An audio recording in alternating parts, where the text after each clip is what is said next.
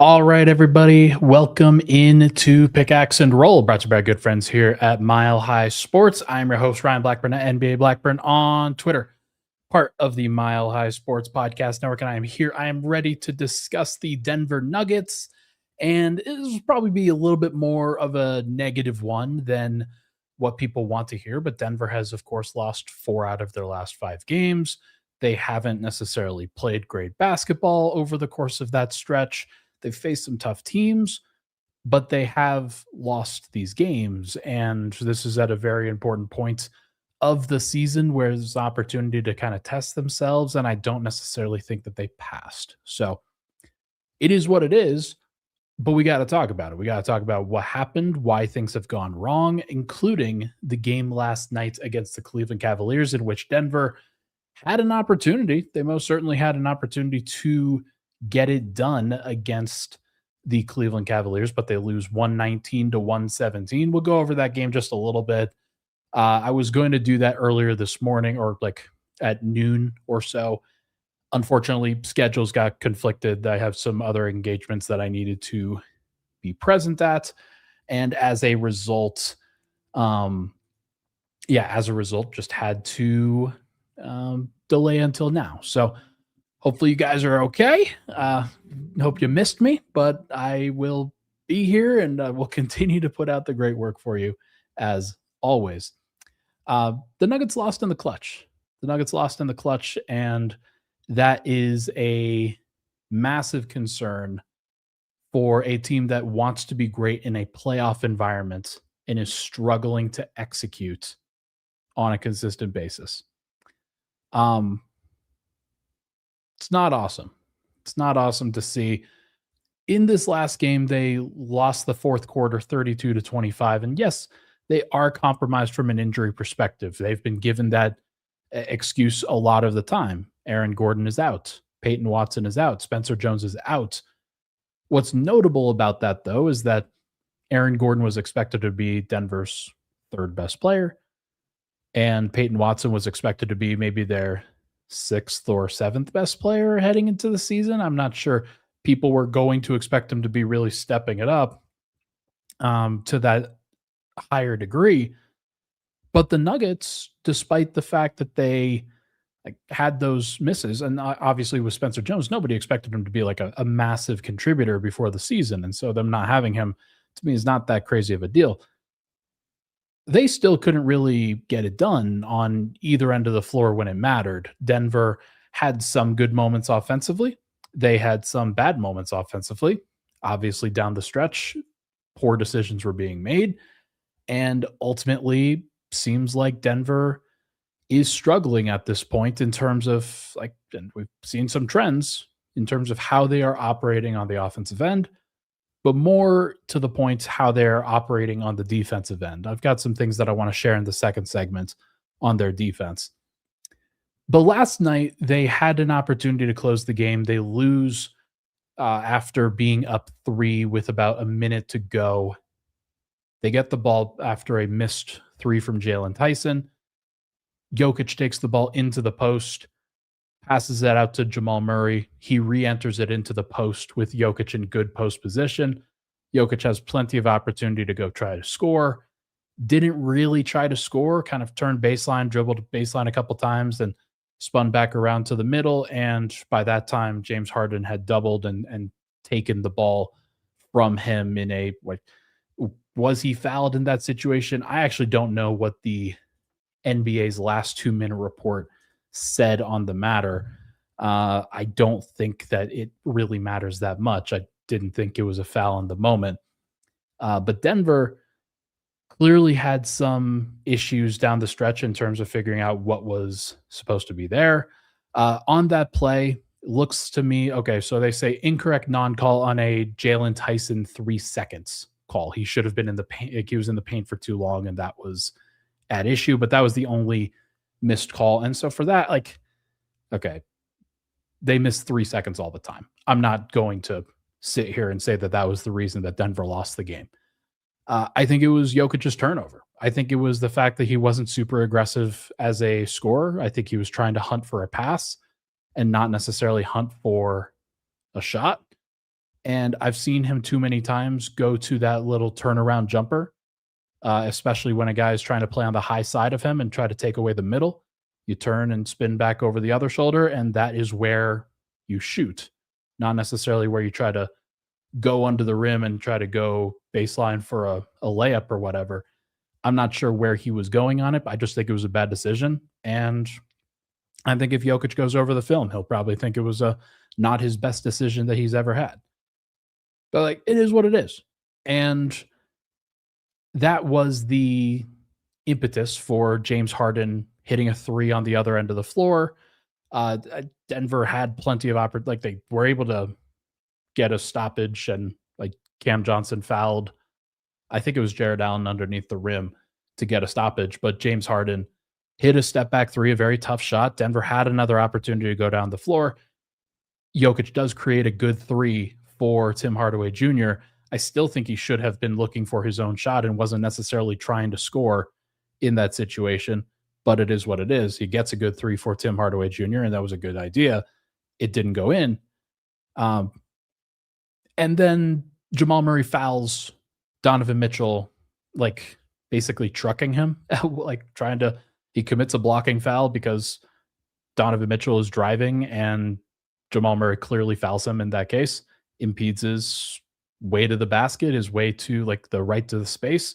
If Jamal wasn't moving at that point, then it would be a little bit different, but Jamal was clearly moving into a space. So 2 free throws very easily, and there was 0.9 seconds left to go, and they make them, and Denver's down 2. They drop a pretty weird play at the end. Like, I don't understand. Like, I've seen them try to run that play before where they get Jokic to the baseline off of the inbound and him being able to turn and shoot. I just don't think he actually gave that great of a shot attempt on it. But when you're with 0.9 seconds, you should not expect a good shot attempt at all. So it is what it is. Denver has messed up in these moments before, and it's too bad because they had a pretty good opportunity here. Ultimately, that did not work out well, and I'm just not surprised at all that Denver lost this game because they could not get stops down the stretch, at least not enough stops. And their offense, with the rotations that they've been utilizing, with the miscommunications, with the bad execution, some untimely turnovers, things like that, like it just hasn't worked the way that it's supposed to. And I think Jokic can take some ownership in that. He got to the free throw line 12 times. I think he was looking for 13 and 14 when he turned back into James Harden and kind of flailed a little bit, and it looked like he was passing because of the way that that thing was going. But apparently Jokic said last night, and I was there, said it was a shot attempt, said he didn't know if he was fouled. Last 2-minute report certainly said that he wasn't. I don't know. I don't know how to feel about it. I think that Denver is struggling in the clutch in a lot of these cases due to their defense. But their offense is under so much pressure because of their bad defense that they feel like they have to be perfect, I think. Denver's 29th in defensive rating. They're like 10th in offense, but it is lower than it usually is. And I do think that Denver's poor execution down the stretch in a lot of these games, it's happened in a lot of different circumstances with guys in and out of the lineup, with guys like against different teams. It's not the same situation every time, but the fact that it does keep showing up more and more and more over and over and over again is problematic.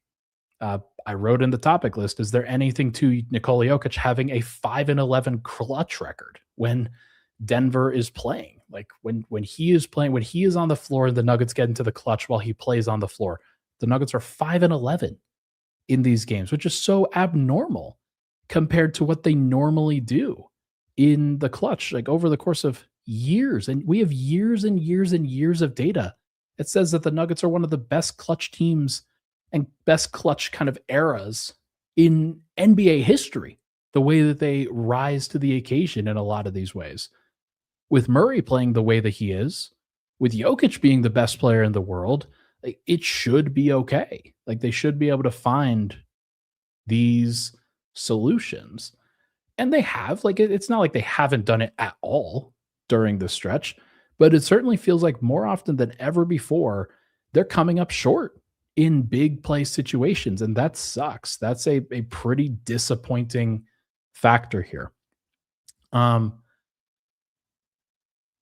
we're going to go over this. Dominic Lopez says bringing in Jokic at the minute mark was a terrible rotation decision.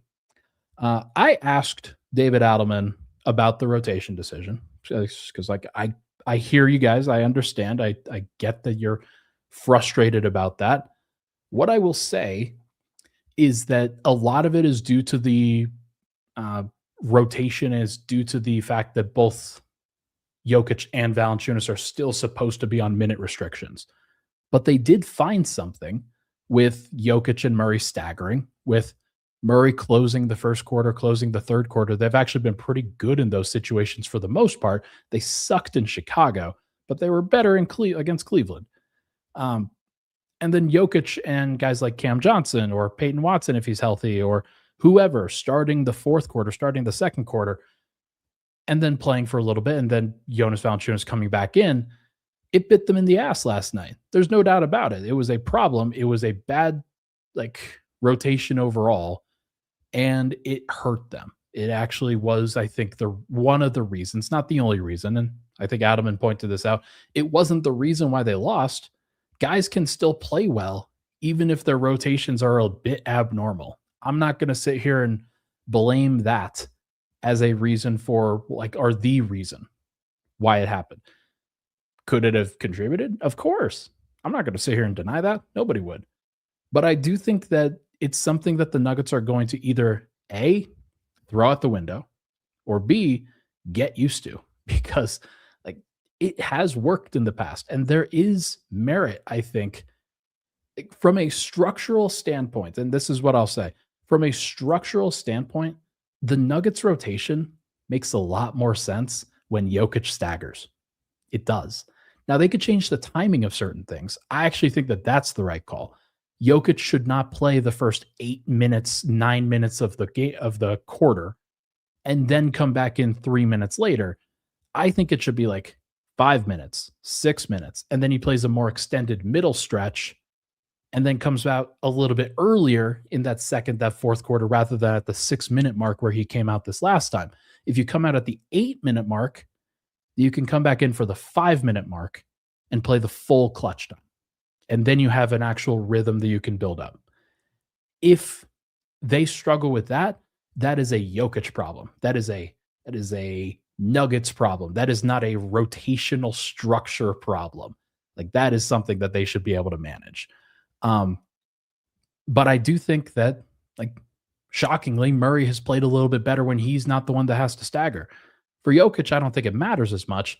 And if anything, it actually probably helps him stay effective for longer periods of time, because he gets to play harder in those stretches. He gets more breaks at that point. Yeah, like, okay, you say they played in 43 minutes in the overtime game, but that was because, like, and for Jokic, he actually played 45. But that was because he was going to play 35 minutes. And so, like, I think it's fine. I think it's pretty reasonable. And like what we've said before, Adam's just kind of throwing these rotations out throwing these minute restrictions out the window. It's probably a bad thing. If I'm being honest, it's probably not a good longevity thing for the Nuggets, but they were really trying to get a win. And as a result, it's kind of burned them down the stretch here post All-Star, or like right before the All-Star break. And I wonder if that changes things going forward and what it's actually going to look like. But this is a learning moment for everybody involved. It's David Adelman's first full year as a coach. Jokic and everybody else is also trying to get adjusted to that. So it's going to be interesting. Going to be interesting to see how they sort of break it down. But I'm not going to sit here and say that, like, everybody wants to blame Adelman right now, and I get it, because it's the new element, and you're like, well, it must be the coaching. It must be the coaching. It must be the rotations. It must be the play that they drew up, or things like that. I don't put it on that as much. I actually think that it's okay to have Jokic not take the brunt of the blame or anything like that, but it's the players. The players are responsible for how they perform in these clutch situations. Like there's only so much that the coaching staff could ever do to affect these games, to adjust these games. The data says that coaching, it accounts for maybe like 3 to 4 wins. Either way, you could either be minus 3 to 4 wins if you're a bad coach or plus 3 to 4 wins if you're a good coach. It's not like a massive amount. I think that Adelman is probably like right in the middle. He's not really helping the Nuggets that much. And these are situations where he's not really helping, but he's not hurting them that much either. Like, I think the turnovers are more impactful. I think the poor defensive rotations are more impactful. Fouling inexplicably when you're down or when you're tied and you have 1 second left to go was not a David Adelman decision. Like the players will say that they will own up to it for sure. I don't think that it's that crazy to give David Adelman the benefit of the doubt here. Just like maybe should have given Michael Malone the benefit of the doubt. There's a lot of people that are clamoring for Michael Malone now that things are not going perfectly with David Adelman. And that's crazy because like they were both pretty good.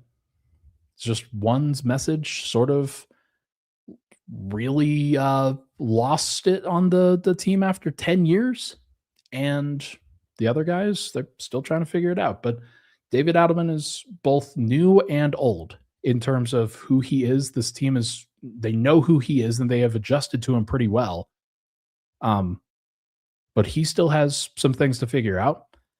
I don't think that he's the problem in the clutch. End of story. Okay, let's take a break. When we come back, I'm going to brighten up the mood by talking about how horrible Denver's defense is. That should be a lot of fun. We'll definitely enjoy that for sure. But first, I want to talk to you guys about Ford. Always appreciate Ford, presented by your Colorado Ford dealers. If you guys want to keep up with the latest Nuggets news, the Pickaxe and Roll, and much more, you could do it on the Mile High Sports mobile app driven by Ford. I don't know if you knew that we have an app, but you could absolutely search for it, Mile High Sports, in the App Store. It'll pop up. It'll absolutely show up there, and you get all of the content that I put out there, stuff that we put on the site. There's a video player that's up there as well, so you could watch and listen to the podcasts. Could sign up for the email newsletter that we have, all the Hockey Mountain High coverage that's going on right now. Colleen Wolf is doing so great for the Avs. There's a whole bunch of great stuff there, and all of that is presented by Ford, your Colorado Ford dealers. We'll be right back here on. I thought we were gonna break now. Yes, we are going to be right back here on Pickaxe and Roll. So many bills, like I can't even afford charcuterie. No summer vacation. That's a thing. The worst? Talking on the phone with my voice like an animal. Adulting is hard. Hooters is easy. All the games, all the wings, all the beers, all season. No worries. Hooters. Adulting is hard, folks. Adulting is hard. All right, welcome back in Pickaxe and Roll. Thank you so much for tuning into the show. Hit that like button, hit that subscribe button. Would really, really appreciate it. Let's now talk about the defense. Some important numbers to consider when discussing the defense and figuring out what the heck is going on with the Denver Nuggets. I like to use Cleaning the Glass. I like to use Cleaning the Glass because I think that it's the best site in terms of showing what is happening without factoring in garbage time, because there's so much that changes when garbage time occurs. Like there's a lot that, like, how many times have you seen, if it's the Nuggets playing garbage time or if it's another team playing garbage time, where it's a 7-point or it's a 27-point game that gets turned into a 20-point game, or gets turned into a 15-point game, or goes from a 20-point game to a 35-point game. It's like, that's obviously not indicative of what was actually happening. But I wanted to show you guys the numbers from Cleaning the Glass here. These are the numbers for the top 10 teams in the NBA ranked by point differential overall. You get a lot of good teams. You get the fourth best offense and the first best defense in Detroit, in OKC. Detroit has the 11th best offense and the second best defense. Boston's second ranked on O, 10 on D. Houston's sixth on O, 4 on defense. New York is third on offense, 13th on defense. San Antonio's 8th on offense, 3rd on defense. Minnesota, they're 7th in the NBA. They are 5th on offense and 8th on defense. And then you get to the Denver Nuggets, who are first on offense and are first by a pretty considerable margin, and they are 24th. They rank 24 in defense with a 118.2 defensive rating that is well below league average. They have always been an offensive-centric team. There's no doubt about it. But the defense being this bad is very reminiscent of last season. You know, the season where Michael Malone got fired. Like, the Nuggets are so geared towards offense right now that they are really struggling with this, with a whole bunch of things on the defensive end. It's things that we have noted before, of course, but that's a pretty jarring gap. That is a pretty jarring stat, I would say. And to me, Denver, there are a lot of things that you can identify, when you can look at when you're thinking, okay, why is Denver so bad on the defensive end? By far, to me, the most glaring thing, they do not force any turnovers at all. They are 30th in the NBA in turnover rate. They give up an average EFG percentage on the defensive end. 54.5% EFG allowed is the exact average in the NBA, and that's what Denver gives up there, 15th. Denver is actually a pretty good defensive rebounding team. They give up the 8th fewest offensive rebounding percentage in the entire NBA. They don't foul that much. They're 12th in free throw rate allowed. That's above average. It's not perfect, but it's above average. But what drags them down so much is that they just don't force any turnovers at all. And it's something I've been talking about for a while. What Denver has to do in that case, if they are not going to force any turnovers, is they have to be better in terms of actually staying in front of people, not having miscommunications, and then really avoiding those fouls. One of the reasons why San Antonio is such a great defense, they are the profile for what this is supposed to be. And obviously they have Victor Wembanyama, so it's a little bit different. San Antonio forces the 8th fewest turnovers in the entire NBA. But they compensate and are 3rd in the NBA in defensive rating because they are 4th in EFG allowed, and they have the top ranked offensive rebounding rate allowed, the lowest, and the lowest free throw rate allowed. They do so well on those details. It's okay that they don't force as many turnovers because they're staying in front of people. They're forcing people into Victor Wembanyama. They don't have to foul. Denver doesn't have that luxury. They've got Jokic and Valanciunas as their defensive rim protectors. Obviously, that is a little bit different. And in the time where those guys were out, they were playing undersized and were giving up offensive rebounds left and right. Denver's got flawed defensive personnel. There's no doubt about it. And by Jokic going out when he did, guys like Jamal Murray, Peyton Watson before he got hurt, Tim Hardaway Jr. certainly, there's been a lot of players on the offensive end that have really struggled on the defense because they've had to really amp things up offensively just to keep Denver alive. And so Denver's not playing a balanced game right now. With Jokic back, everybody needs to be back on the straight and narrow in terms of really amping things up defensively, but the Nuggets don't have the energy or the capacity to really do that right now. And so what we have seen over the course of these last few games with Jokic back is a really horrible defense. And I'm going to show a graphic here. It's literally one of the best I have ever done. This is Denver's 5-game rolling defensive ratings throughout the season. It starts at game 5 on October 31st or so. And you can see, like, if you go down, that is good. If you go up, that is bad. A lower defensive rating is great. A higher defensive rating is bad. And you see something like here, it looks like the Rocky Mountains right now on this chart. Denver's had 2 horrible peaks and they are starting a third. The first peak began with 2 injuries, with Christian Braun going out on November 12th and then Aaron Gordon going out on November 21st. Those guys helped Denver form the first peak. Now, Denver recovered from that. It actually took a 6-game win streak for them to start really recovering that. They understood, okay, the defense has not been good enough. Got to really start locking in on that end. And Denver did. It was great.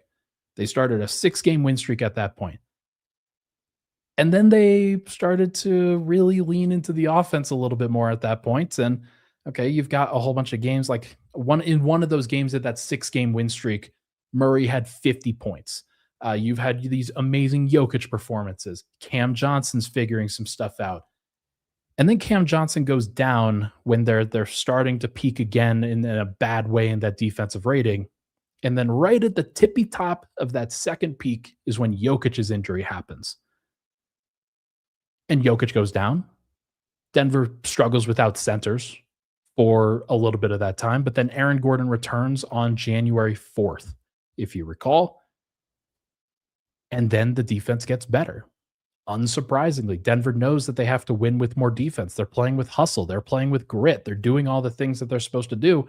Murray's being responsible for the offensive end. Peyton Watson has stepped up, but they're playing this switching high-effort defensive personnel. And that was great. It's showed really well. They've dropped all the way back down. And then on January 23rd, which was just about 2.5 weeks ago or so, Aaron Gordon goes down again. Suffers that injury against the Milwaukee Bucks. And actually, it was really 2 weeks ago. I'm thinking of, 2 weeks ago. Gordon goes down. Jokic comes back a week later. And immediately, the defense starts to get worse. And we're currently on an uptrend. We are currently on an uptrend where Denver is back to playing really bad defense. And as you guys can see, I highlighted the best defensive number, OKC. They have about a 107 defensive rating on the season. Denver touched that one time. They are dabbling with the worst defensive rating in the entire NBA, what the Utah Jazz have done, 122.6. And they've been peaking up there multiple times. They've been like really bad for a long period here. And I understand that Denver's got a compromised rotation right now. I understand that they're missing a lot of defensive guys, but this is just heinous. The Utah Jazz are actively trying to lose right now. This is horrible. And Denver, over the course of this time, there's a reason why they're 24th in defensive rating. They're not hanging out in the good defensive category at all. Like, how they've only peaked or like valleyed here in the good defensive sections. Like, what is that? 112 or so is like where they've actually been. A 112 defensive rating this year would rank 3rd in the NBA. It would be great. You just have to stay around there. You got to stay around 115. 115 is good enough. That is average or better. And Denver's barely been able to touch that throughout the season. Like, they've fallen off and have not been able to consistently get to that place. So the reason why I show this and the reason why this matters is that Denver wants to win a championship. Denver wants to be the best version of themselves against a team like Oklahoma City, who not only has a great defense, but they also had Shai Gilgeous-Alexander, who just dominated the Nuggets the last time they faced him. Denver's, of course, injured during that stretch. There are ways that they can get better during that stretch. But Denver's got to rise to that occasion rather than assuming that OKC is going to fall back to where they are. Like OKC is going to be really good in the playoffs once again. And there's going to be a lot of other teams that are going to be very capable. Minnesota just traded for Ayo Dosunmu. The Lakers, I know you hate them. That's not fun. But like they have pretty decent personnel to keep scoring on Denver on a consistent basis. Will the Nuggets ever be able to get enough stops against the Lakers to really make that an easy series? I don't know.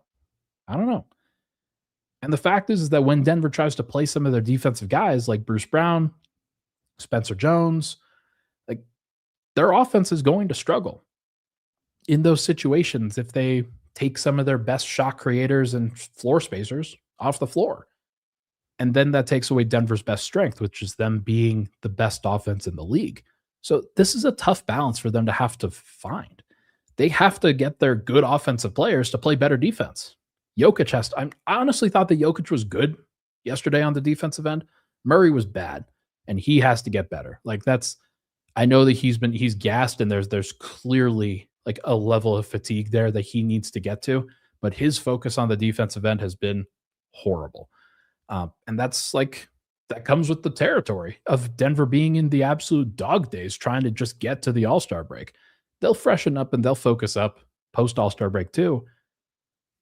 But clearly, based off of that chart, the number one most important thing is getting health, because you can see where Aaron Gordon's injury, both his injuries and his returns, have really affected the Nuggets defense.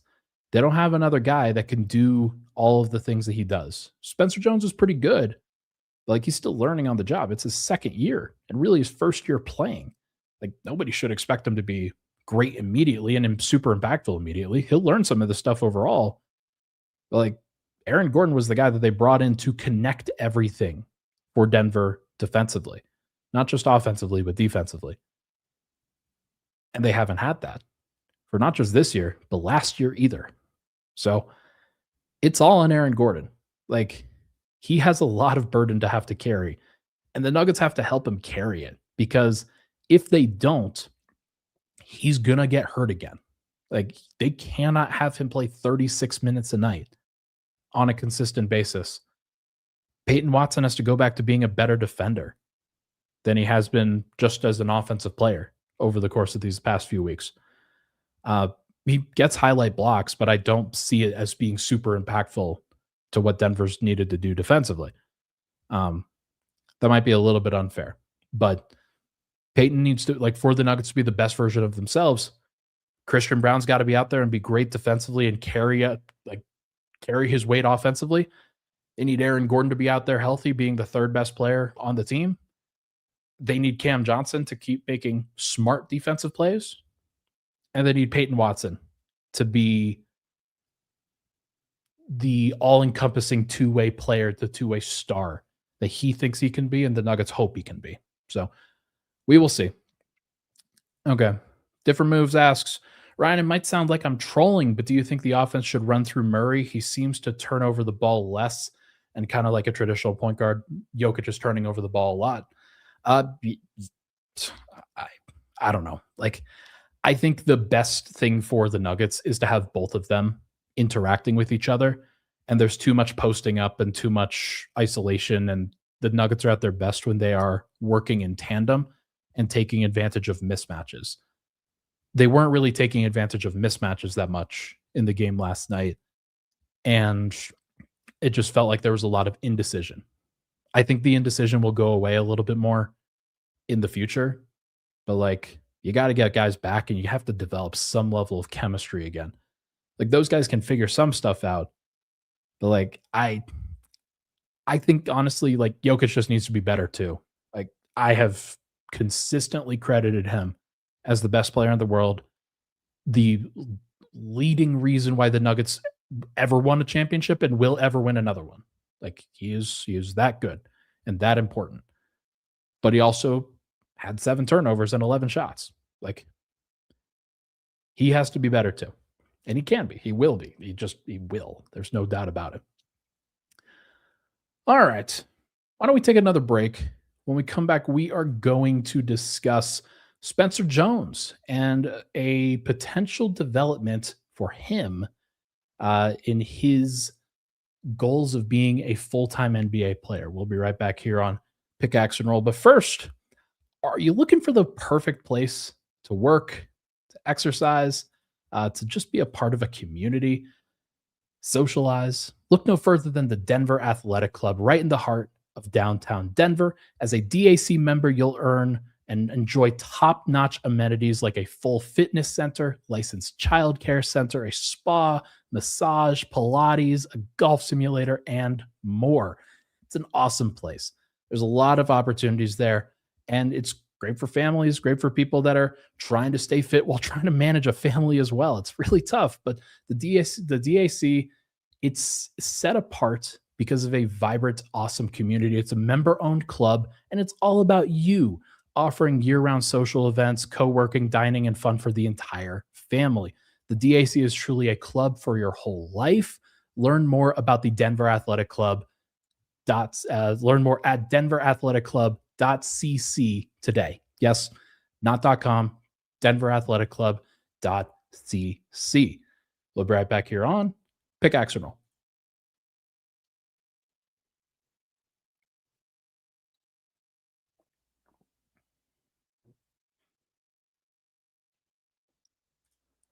Final segment, Pickaxe and Roll. Thank you so much for tuning into the show. Good Lord.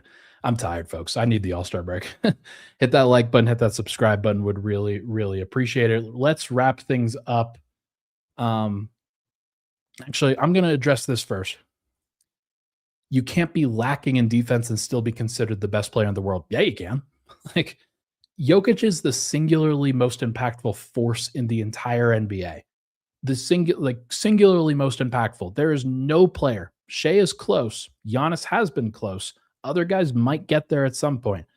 But there is no way you can argue to me that, like, okay, if a guy has issues on the defensive end, and like these are issues.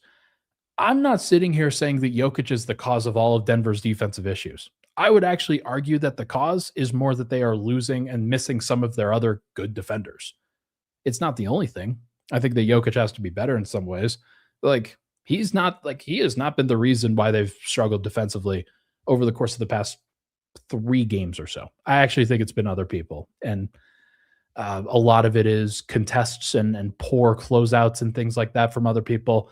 I just, like, look, when Jokic is engaged and he's at his best, he is certainly passable on the defensive end. They won a championship with him being that level. And if your offense is so good and so uplifting, which it is, then there's no question, like, I don't know, like, he's going to be just fine. I'm not worried about him at all. I'm not worried about the Nuggets in this case. Okay. And the other thing, like, different move says, I think Shea is better than Jokic for the simple reason he's so consistent and you know he's going to bring the same energy every game. He gets to, in part because everybody else is delivering on the defensive end around him. Like, his role is so simplified. Like, with Denver, it's a little bit more ambiguous because he's creating a lot for other people. And Denver's defense is come and gone around Joker, like around him, which is not great. You would love for that to be a little bit more consistent, but it hasn't been. Like, there are times where I will call out Joker for defense. This has not been one of them. This has been a lot of everybody else. Okay, last thing that I'm not going to focus more time on that. Spencer Jones is probably going to get converted to a full-time deal tomorrow. It hasn't happened yet, and this is an important stipulation for me. Until until the Nuggets actually send out a notice that says we have converted Spencer Jones to a full-time deal and have made it official, then that is when he will be able to play. It is not when anybody reports it. It's not when because Chris Haynes previously, I think he's doing some stuff for Prime or NBC or one of the major outlets. He previously stated that the Nuggets were going to convert Spencer Jones. And he's right, but they haven't done it yet. And until they actually officially do it, then Spencer Jones is ineligible to play for these other games. So if they want him back, if they want him to be on the floor, then he has to be converted. He has to have a contract signed on the dotted line that is stamped of approval from the league. Like they have to verify everything. So that process has to it's probably going to be undergone relatively early in the morning tomorrow. And because he's questionable for this game tomorrow night against the Memphis Grizzlies. And obviously, that would be a big deal if he were to come back. Denver needs the size, they need the athleticism. They want to have like somebody like him who can just provide a little bit more strength, a little bit more physicality. That's definitely going to benefit them for sure. But yeah, Spencer Jones is questionable in concussion protocol.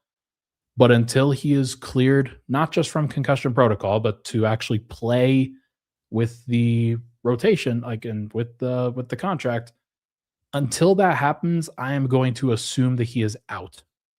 I will assume it. It will probably happen. Like, I mean, but I'm not going to assume anything because it would be pretty easy for Denver to just say, yeah, we're not fully confident with this contract, so we are going to take it into the All-Star break. And Spencer Jones and his representation could absolutely do the same. Because Spencer definitely has a case to like kind of hold the Nuggets over the barrel a little bit. It's not necessarily going to happen, and I actually think that it benefits Spencer to just get a full-time like guaranteed deal and then see how much money he can actually get. What it'll likely turn out to be maybe a 3-year deal. I'm not sure, like probably a 3-year deal with a player option, I would guess, where Naquan Tomlin, who the Nuggets actually just saw for Cleveland, Naquan Tomlin is a pretty solid rotation player for Cleveland, but he's not a guy who has been starting on a consistent basis like Spencer. He just got a 2-year, $3 million deal, something where he's basically at a prorated minimum for the rest of the season, and then he's going to get a slightly larger number for the year after. And it's great for him. It's a good deal, and you get some guaranteed money there. I think that Spencer Jones basically gets that and then gets a player option after that. He's probably earned it. Just in case it doesn't necessarily work out for him going forward, he has the protection there, and the player option number would be so low. I don't think Denver would be really that frustrated about it. Like it would be a $2.4, $2.5 million player option is what I would guess. And if that happens, so be it. Like Denver, I think would be just fine with that. Him says, I don't think Spencer is getting a Dennis Jenkins contract. I agree. One of the reasons for that is just the cap number. It's just the cap hit that would be inflicted with that. Dennis Jenkins, for those that don't know, got a 2-year, $8 million contract, but the second year is non-guaranteed. Denver doesn't want that. I think that they would rather pay him less, but guarantee the money just so that they understand, like, because every single dollar is going to count for the luxury tax, for the second apron, for the first apron, whatever threshold they decide to get under. And they will get under a threshold. I just don't know which one yet. So it'll be interesting to see what ultimately happens. But CT's popping in here saying the booth special. You're right. It is the booth special. But this time the player has actually proven at the NBA level that he can do it. So good stuff. Good stuff. So we'll see what ultimately happens with it. But I am not going to assume that Spencer Jones is playing. I will let the news kind of dictate that. I would expect Denver to break something tomorrow, or like Shams will probably get a report and he'll probably get something, and then it'll be over what the local reporters get. Yes, that'll probably be what happens. But at least they're sending TikTokers to the All-Star game. That's pretty cool. Aaron Gordon is out. Peyton Watson is out. Spencer Jones is questionable. Christian Brown is probable. Jamal Murray is probable. Jokic is probable. These are the normal things. Like Denver's probably going to try to play through this next game, and we will see what they can ultimately do with it. On the Memphis side of things, John Morant is still out. Zach Edey is, of course, out. Santi Aldama is out. Brandon Clark is out. Walter Clayton Jr. is doubtful. Cedric Coward is doubtful. So that team is pretty... they are pretty hurt at this point. They do not have a lot of bigs. Santi Aldama was starting at center for them. I'm not sure who they actually have at center right now. Let's see if I could pull this up quickly on Spot Track. I'm curious to see who's actually under contract for them right now, because you just never know, especially after the trade deadline and with some of the 10-day contracts and things like that. Kyle Anderson might start at center. Lawson Levering, that's right. They signed Lawson Levering to a 10-day contract. So that is a real name. That is a real person. He will probably play some minutes for Memphis tomorrow against Jokic, and Denver is going to have to figure some stuff out. So we'll see how it goes. But Denver's got to, they have opportunities. They have had opportunities over this stretch. They need a win. They definitely need a win. If they don't get a win, Mile High Indoors in here says, what's your reaction if we lose tomorrow? Look, I'm not going. I've been known to overreact. There's no doubt about it. I have been known to overreact and effectively, probably be a little bit harder on the Nuggets than they probably deserve. Tomorrow they should probably get a win. 14-11 home record is real bad, and getting to 15-11 sounds like the bare minimum for what they should have to do in order to be successful. That would be great. I know for a fact that the final game before the All-Star break and the first game out of the All-Star break are weird as hell. And so Denver, if they lose to the tanking Grizzlies, there will probably be some sort of justification for it. The Grizzlies caught a heater. The Nuggets had an injury. There was a weird clutch situation again. There will be some reason to justify it. Denver can't justify it. There's really no justification if they lose. As my colleague over at Locked On Matt Moore would say, it's just about probabilities. Denver's basically a 75 to 80% win probability option for this game tomorrow against the Grizzlies. They will be going up against old friend Kentavious Caldwell-Pope, Kyle Anderson, Ty Jerome, who's actually playing real well, Cam Spencer, Scottie Pippen Jr., Gigi Jackson, Jalen Wells. There is some talent. There's some good young talent on this Memphis team. But if Denver loses to this Memphis team, they have some issues. Jokic has to put his foot down and go really, go get 30, 20, 10 as the baseline for what you're doing, my guy. That's, you can't take it to Lawson Levering, then you've got an issue. So we'll see what happens. All right, folks, I think that is going to do it for this episode of Pickaxe and Roll, brought to you by good friends here at Mile High Sports. Thank you so much for tuning in. Hit that like button, hit that subscribe button on the way out. Let me know down in the comments what you think Denver's biggest defensive issue is and why they keep seesawing the way that they have. They're in a really bad place defensively right now. Can they get better? What do they need to be before? What rank do they need to be defensively before they actually are a championship contender again? We'll see what happens. Everybody have a good one. We'll talk to you guys on Thursday.